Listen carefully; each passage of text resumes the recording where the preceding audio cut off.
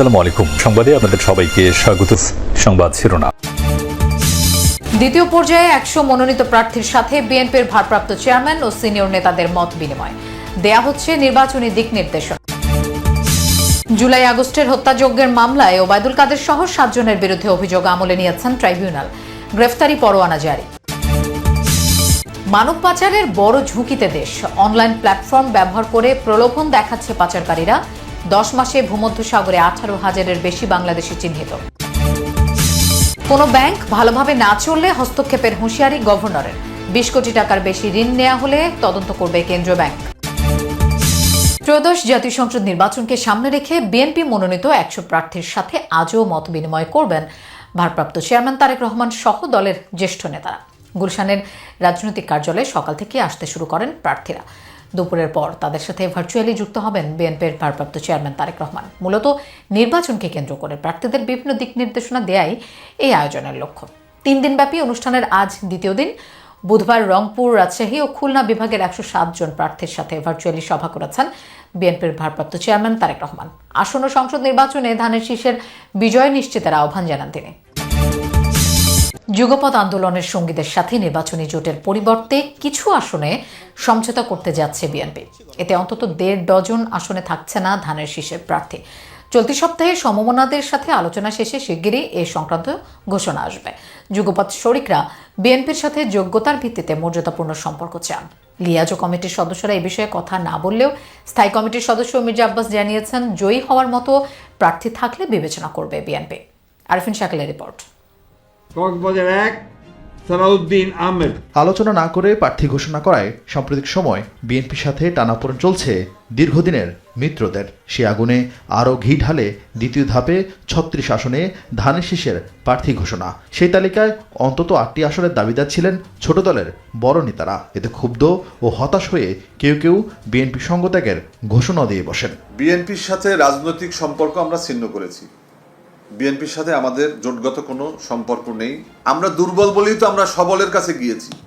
পরিস্থিতি সামলাতে আস্থাশীল শরীরদের সাথে তড়িঘড়ি করে বৈঠকে বসে বিএনপির লিয়াজো কমিটি। দ্বিতীয় ধাপে জোটের শীর্ষ নেতাদের সাথে আলাদা করে বৈঠক শুরু করেছে বিএনপি, যেখানে নির্বাচনী পরিবেশ, জনসমর্থন ও নিজেদের সক্ষমতা, প্রতিপক্ষের শক্তিমত্তা ও দলীয় প্রতীকে নির্বাচন করার মতো বাস্তবতা নিয়ে আলোচনা হয়। বৈঠকের সারসংক্ষেপ তারেক রহমানের কাছে পাঠানোর পর চূড়ান্ত হবে কারা হচ্ছেন ত্রয়োদশ সংসদ নির্বাচনে বিএনপির সঙ্গী। বিএনপিকে একলা চলনীতি নিচ্ছে, বিএনপিকে পুরনো যে কমিটমেন্ট বা পুরনো রাজনৈতিক জায়গা থেকে বিএনপিকে সরে আসছে, তো এগুলো তারা ব্যাখ্যা করেছেন এবং মিউচুয়ালি রেসপেক্টফুল হয়, মর্যাদা সম্পন্ন হয়। একটা বোঝাপড়ার জায়গা থেকে আশা করি আমরা এগোতে পারবো। এই সময়ে ব্যক্তি স্বার্থের চেয়ে দেশের স্বার্থটাকেই বড় করে দেখা উচিত এবং তাদেরও অনুধাবন করা উচিত। ছোট হই আমরা, কিন্তু আমাদেরকেও তাদের লাগবে। এই সময়টায় আমাদেরকে যদি তারা ছুঁড়ে ফেলে দেওয়ার চিন্তা করে, সেটা তাদের জন্য আত্মঘাতী হবে।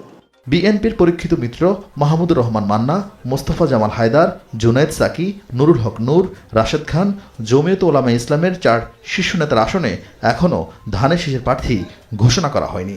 তবে এহসানুল হুদা, ফরিদুজ্জামান ফরহাদ, আহসান হাবিব লিঙ্কন ও সাইফুল হকের মতো জোটের শীর্ষ নেতাদের আসনে এরই মধ্যে প্রার্থী দিয়েছে বিএনপি। এতে কি ঐক্য সুসংহত থাকবে?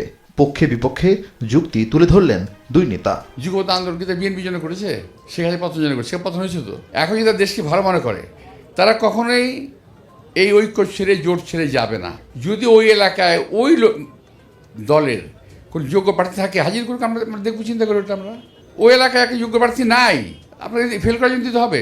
তো তাহলে তো বিএনপির অন্য যে ঘোষণা, একসঙ্গে রেইনবো গভর্নমেন্ট, সরকার গঠন, তারপরে নির্বাচনের বৈতরণী, তাহলে তো বোঝা যাবে যে সেগুলো একেবারে বাক্যাবাদ কথা ছিল, সেগুলো ছিল কথার কথা ছিল। পোস্ট ইলেকশন যে পলিটিক্যাল ক্যানভাস, এই পরিস্থিতি কোনো দল একা মোকাবেলা করার মতন বাস্তবতা এই মুহূর্তে বাংলাদেশে নাই। এই জটিল পরিস্থিতিতে বিএনপির ভাবনায় নির্বাচনী আসন সমঝোতা।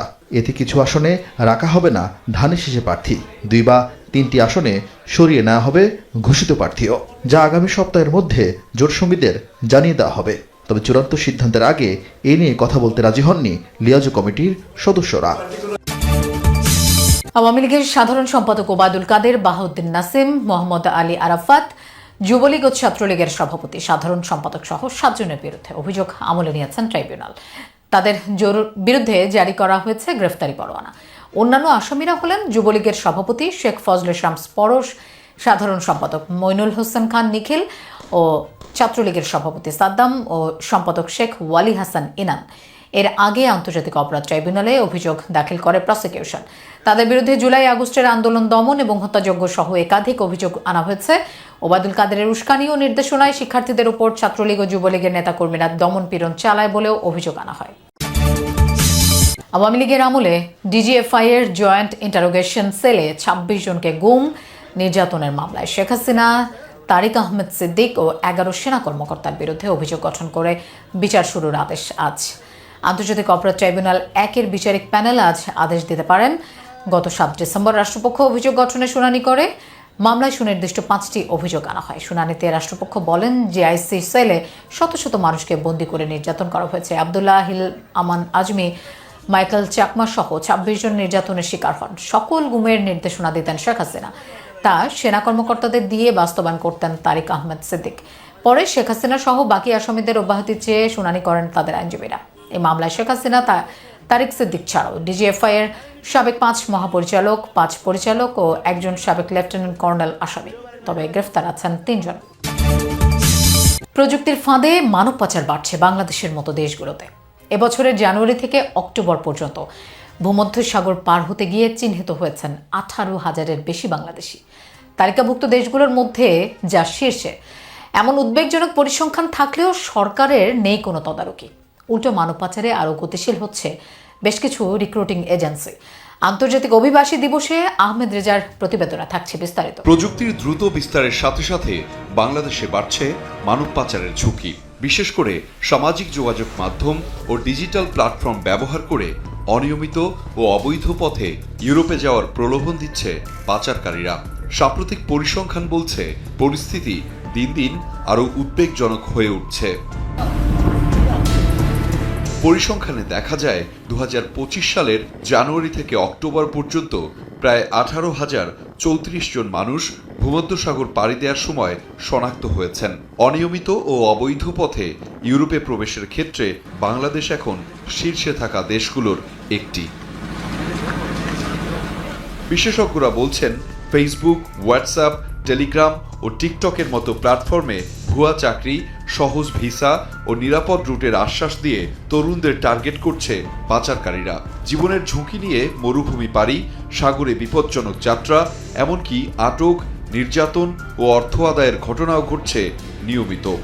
প্রযুক্তির উপর তরুণদের নির্ভরতা যত বাড়ছে, এই ধরনের প্রযুক্তি নির্ভর হিউম্যান ট্রাফিকিং ততটাই বাড়ছে। এইখানে ওভারসাইট দরকার। সরকারি ওভারসাইট যেমন দরকার আছে, এমনি এইটা নিয়ে যেসব সংস্থাগুলো কাজ করে তাদের ওভারসাইট দরকার আছে।